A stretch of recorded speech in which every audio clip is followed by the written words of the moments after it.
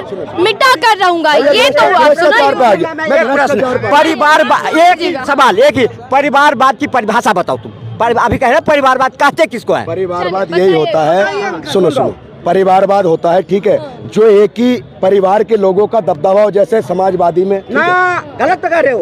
परिवारवाद की परिभाषा ये होती है कि परिवारवाद होती है पार्टी, जैसे सुनो सुनो, जैसे मुलायम सिंह की उसकी पार्टी है, सुनो, जैसे मुलायम सिंह की पार्टी है तो बेटा बना अध्यक्ष, उसको कहता है परिवार। मुफ्त फारूक अब्दुल्ला, अरे सुना देता हूँ, सुनो, चुप रहो। फारूक अब्दुल्ला, उमर अब्दुल्ला, लालू प्रसाद, तेजस्वी यादव, बीजू पटनायक, नवीन पटनायक, और अब दिल्ली में भी बनने जा रहा है केजरीवाल, सुनीता केजरीवाल, इसको कहते हैं परिवारवाद।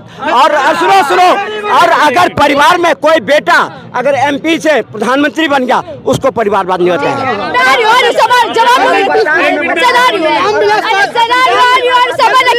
जवाब लूंगी, लेकिन पहले ये बताइएगा, आपके अलावा कोई और यहाँ पर मौजूद है जिसको बीजेपी का काम दिख रहा हो और जिसको बीजेपी समर्थन? आप ही जवाब,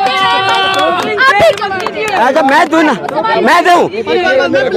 मैं ये पूछ रही हूँ, सिर्फ आप ही जवाब दे रहे हैं। बार बार आपसे बात करूंगी तो स्क्रिप्टेड कहला दिया जाएगा। बताएगा कौन है? और सवाल का जवाब परिवारवाद की भाषा बता, मैं परिभाषा बता दी। रामविलास पासवान, एक मिनट जाओ, रामविलास पासवान, चिराग पासवान, जयंत चौधरी कौन है भैया? अजीत सिंह नहीं, कौन है? अजीत सिंह कौन है?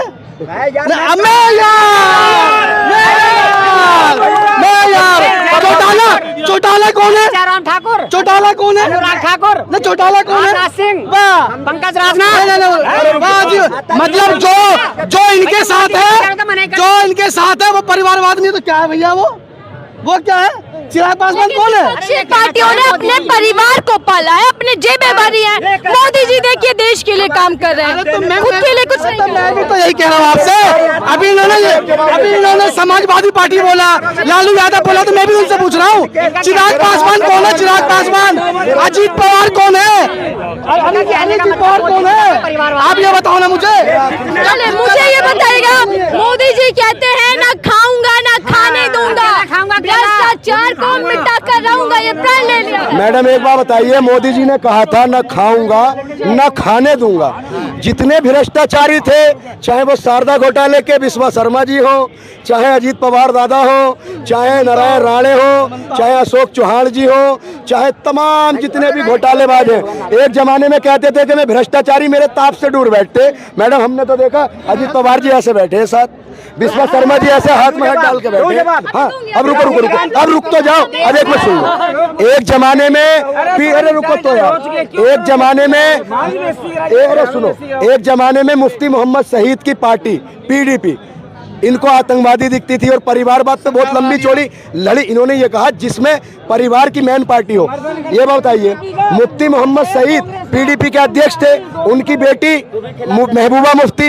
एक बार बताइए, भाजपा ने कश्मीर में उनके साथ मिलकर सरकार क्यों बनाई? वो परिवारवाद नहीं था? जवाब पूछिए, क्यों बनाई उनके साथ सरकार? और जब भ्रष्टाचार की बात हुई थी, जब सारे भ्रष्टाचारी भाजपा में मिल गए, तो भ्रष्टाचारी बचा कौन है? लेकिन आप मोदी जी कह रहे हैं, मोदी की गारंटी है प्राण जाए पर वचन न जाए। आप कसम खा लिए भ्रष्टाचारियों को जेल में। देखिए मोदी जी की गारंटी, देखिए जैसे विनाश का नाम विकास का नाम विनाश है, ऐसी गारंटी जुमलों का नाम बदलकर गारंटी रख दिया है। अब सुनिए, शायरी में बताइएगा, आप कभी विकास की कभी विनाश की बात करते, क्या है? मैंने आपके चैनल पे एक बात कही थी कि दो दोस्त बैठे थे, एक दोस्त दूसरे दोस्त से बोला, अरे सुनिए, दो दोस्त बैठे थे, एक दोस्त से बोला कि यार आज मेरी बकरी ने अंडा दिया है। वो बोले तेरी बकरी ने अंडा दिया? भाई बकरी अंडा कैसे दे देगी?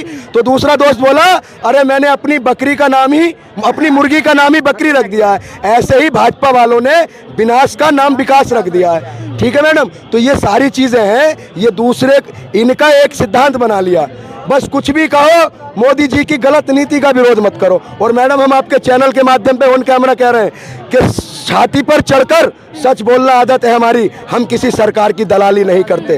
हम इस देश के वासी हैं, जिस देश में गंगा बहती है। ये देश हम सबका देश है, ये देश भाईचारे का देश है। भारत माता की।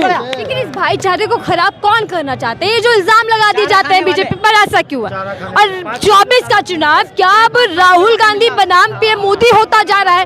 क्योंकि एक के बाद एक वार और आरोप प्रत्यारोप एक दूसरे पर लगाए जा रहे हैं। मैडम देखिए, ये चुनाव ना राहुल गांधी जी का है ना मोदी जी का है। ये चुनाव है जनता का, जनता के मुद्दों का।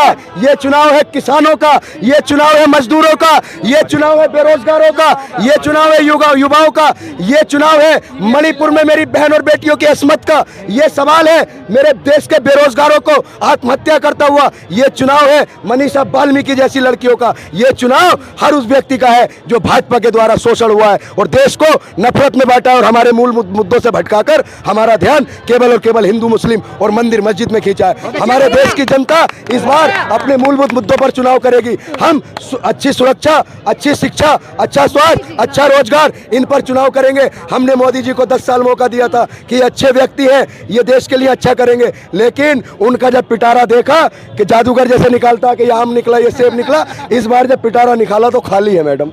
अब झोला ही बचा है, लेकिन अब झोला लेके जाने नहीं देंगे। आप जब नेता आपके घर पर आएंगे तो ऐसे ही हिसाब किताब किया जाएगा कि बताइए 10 साल में क्या किया। मैडम आप देख रही हैं, अभी गाजियाबाद की एक बड़ी अच्छी सोसाइटी है, उसमें बोर्ड लगा दिया कि भाजपा के नेताओं का प्रचार के लिए आना सख्त मना है, वरना पीट दिए जाओगे, इसके जिम्मेदार खुद होगे।